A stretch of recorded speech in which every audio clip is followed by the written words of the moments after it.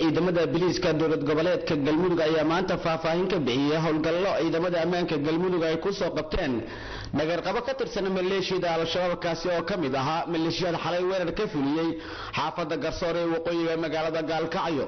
taliyaha qaybta biliiska gobolka Mudug ee Galmudug gaashaan la sare Maxamed Nuur Cali Gadaar oo warbaahinta ku hadlay taliska qaybta biliiska Galmudug ayaa faahfaahin ka bixiyay howlgalkaasi iyo waxyaabaha ay ku soo qabteen nagarqabaha ka tirsanaa maleeshiyadka kooxda Al-Shabaab.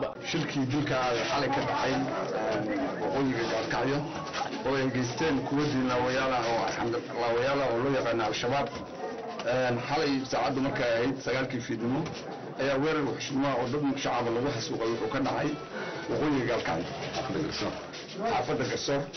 dabadeed waxaanu sameynay howlgal lagu xaqiijinayo amniga Galmudug.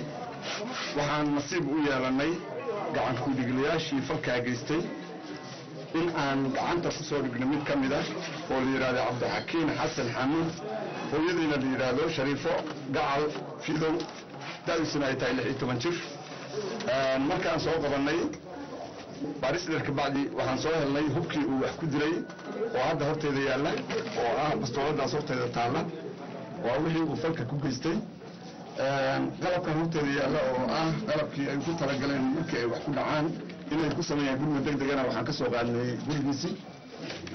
isagina hadda wuxuu yaalaa xabsiga.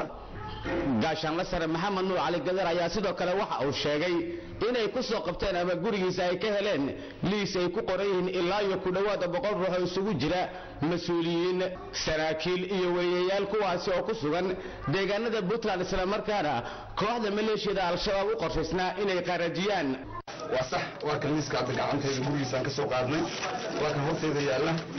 qof kasta oo mas'uul ah oo ku nool gobolka Mudug oo aan magaciisa ku qoonay ama wariyaha ama bulshada wax u galaa uu ku culin ma jiro waa kan inaad ku arkayso. ugu dambeynna taliyaha guud ee biliiska Galmudug Korneyl Cabdi Jaamac Cabdulla Xabiib ayaa isna digniin u jeediyay dadka ka kireysta guryaha nagarqabayaashan waxa uu sheegay inay tallaabo sharciga waafaqsan ka qaadi doonaan cidii lagu helay iyadoo gurigeeda ka kireysay nagarqabayaasha maleeshiyada Al-Shabaab. reer Galmudug baaqan u soo jeedinaya waxa weeye guriga ninkaan deganaa meel Galmudug iyo iska galaan Puntland dhexdeeda ayuu guri ku lahaa ninka kale.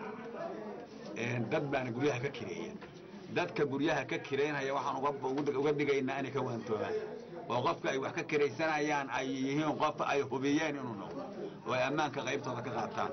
haddii aanay saas yeelin waxay la kulmi doonaan iyagu dhibaatada qaybtooda qaadan doonaan.